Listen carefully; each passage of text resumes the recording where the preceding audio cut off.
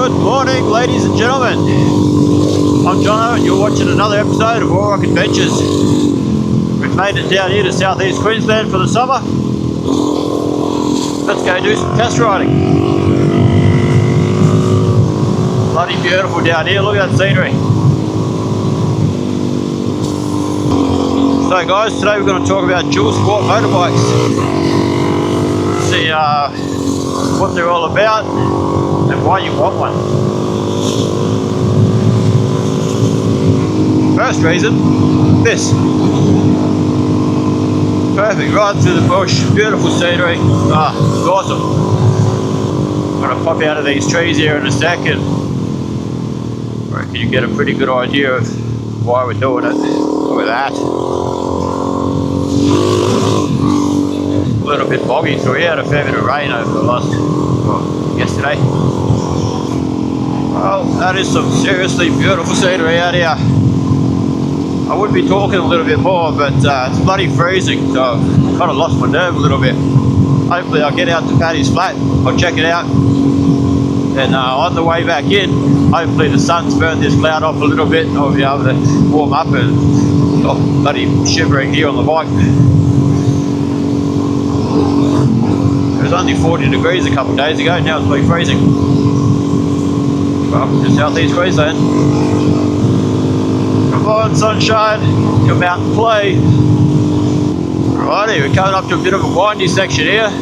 This is a prime example of one of the things that dual sport bikes are good for. You can make them even better by putting some super motard tyres on them, but then you lose the ability to call them a dual sport because it's only any good for the road then.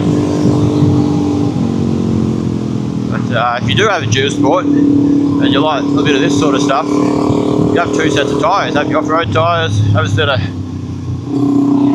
motard tyres for the road. Now I'm going to go a bit steady through here because I've got a brand new tyre on the back, Moto's Tractionator, and they're not real good in the wet apparently, so take it steady. Have a look at this spot, would ya? Bloody beautiful. This is Paddy's flat campground.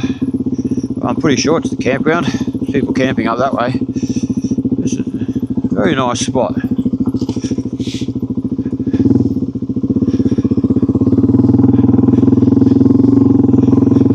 Yeah, I like it here. Yep, Paddy's flat campground. This place is a winner. I reckon I'll come back here again. I don't really know much about it, whether it's a free camp or whether it's part of a national park or what, but let's go down here for a look. Alrighty, so we've made it here to Paddy's flat, and I reckon this is a pretty good spot to kick off the little talk about dual sports. So right in front of us, right there, we have the DRZ400. In my opinion, it's one of the best dual sports you can buy. But first off, what is a dual sport? Basically, dual sport motorbike is a bike that does a little bit of on-road and a little bit of off-road. Probably more so off-road. But yeah, just a dirt bike basically that you can get road registered. So you really got the best of both worlds, being able to jump on hard enduro trails, jump onto the bitumen and go for some nice long rides and go through some windy sections. But it's not really great at either of those things. It's decent at both. But obviously if you want a high performance off-road bike, you need to get something more like a motocross bike or an enduro bike. And if you want something a little bit better on the highway, you need to go towards your adventure bike. But then with your adventure bike, you're adding a shitload of weight, so you're going to start to struggle on the dirt. Whereas this doesn't really struggle on the dirt at all. Just doesn't quite have the top end performance that an enduro bike does. Doesn't really struggle on the highway. At 100, I wouldn't say it likes it, but it does it comfortably enough. But then if you get a full-on motocross bike, like a WRF450 or something like that.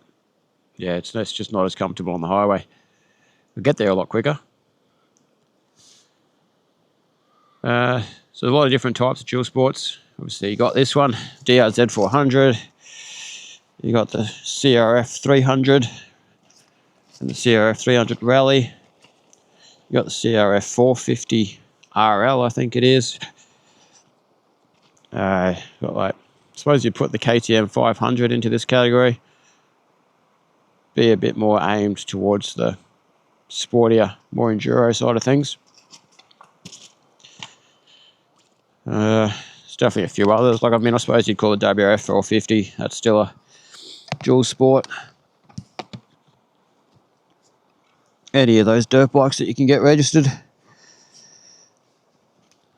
The good thing about these, for example, the DRZ, the CRF300, is the maintenance intervals aren't crazy. Like some of those other bikes, like the CRF450, you got to, well, it recommends that you do it every 1,000 kilometers for a service. That's not practical if you've got a 6,000 kilometer trek across the country, or even if you're doing, buddy, 2,500 kilometers is Cairns up to Cape and back. That's what I do quite often. Turn this Garmin on so I can work out where I'm going. Got to be honest, awesome unit for what it does with the SOS and got the GPS built into it. But I'm not really impressed with how it actually works. Like, trying to use it, it's a pain in the ass. If they could come up with some sort of Android operating system that goes into the Garmin, I think that'd be perfect. And you could get Google Maps and just be way better to use. Alright, so that's Paddy Flat. Beautiful spot. I think I'll come back and camp here again. But time to carry on, I reckon.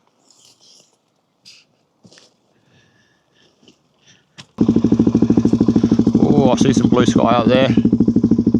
That's nice. It's been bloody freezing all morning. Cold, wet, I've been shivering.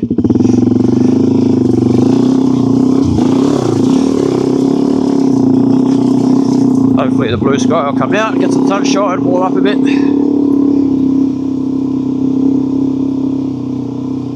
Yeah, they've got a good spot there, look at that. Nice grassy area.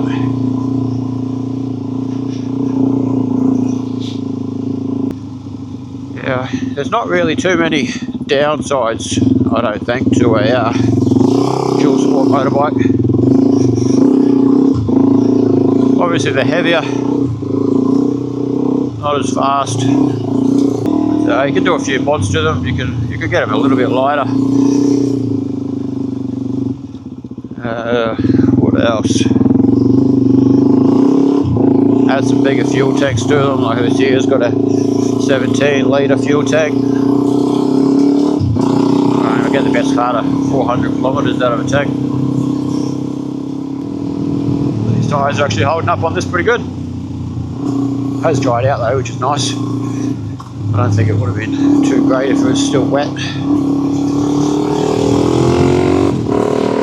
Oh, yeah, look at this scenery.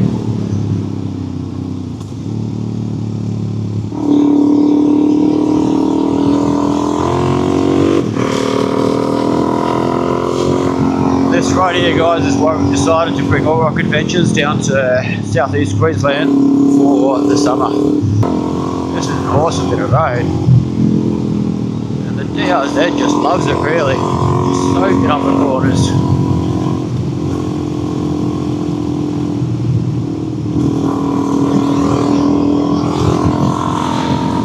Look at that hill, pretty impressive. I'd like to climb that.